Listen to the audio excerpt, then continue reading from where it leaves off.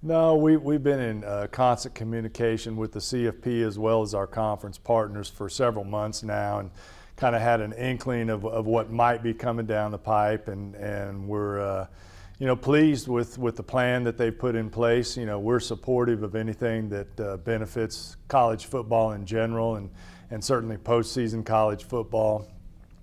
12 teams answers a lot of questions. It puts to rest the notion of expansion for a number of years. I think if they had just gone a smaller increment, 6 or 8 had been discussed at different points along the way, people would have been begging for a larger field quickly. So we think they've landed at a good point at this point in time.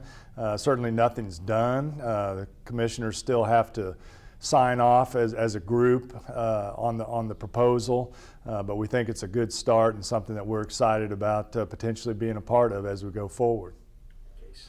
We certainly don't want to be presumptuous, but we think we're going to be in the conversation when it comes to who the 6 games are that are ultimately selected.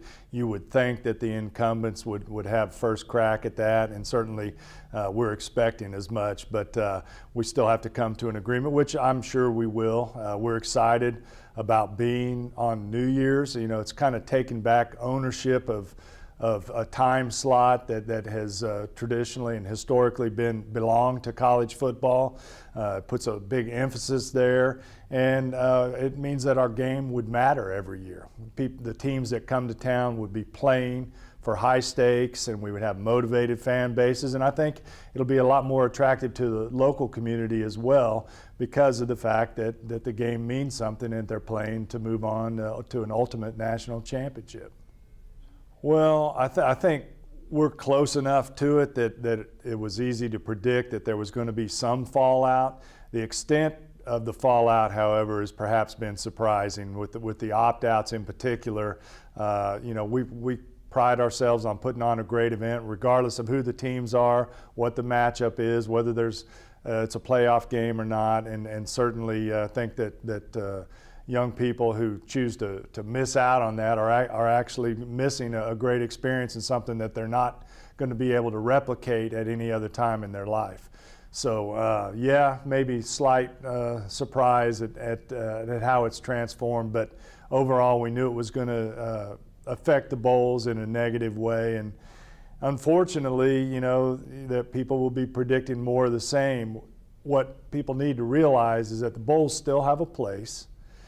The schools, only so many schools from each conference have an opportunity to participate in the playoff. All the others need postseason chances, and that's what the bowls are there for. There'll be more of a celebration as opposed to having any true significant meaning, but it's a reward and a celebration and an opportunity to go to a new city and for that city to show its culture and color to players and student athletes and coaches and their families. And it's not just the players and the coaches either. It's the bands, it's the cheerleaders, their families. They all come, and it's a great experience. So we expect bowls to be around for a long time. It'll just be one more step. There are a lot of things already happening that show that we're on a good track forward back to some semblance of normalcy, and we think that'll be another big step, and it'll be helpful for the community in that it will be broadcast as well to a nationwide audience. And if we have a full stadium with the excitement and pageantry and color that comes with the Allstate Sugar Bowl every year, people are going to see that New Orleans is open for business, and hopefully that will play a small part in generating the tourism that's so important for this city and this region.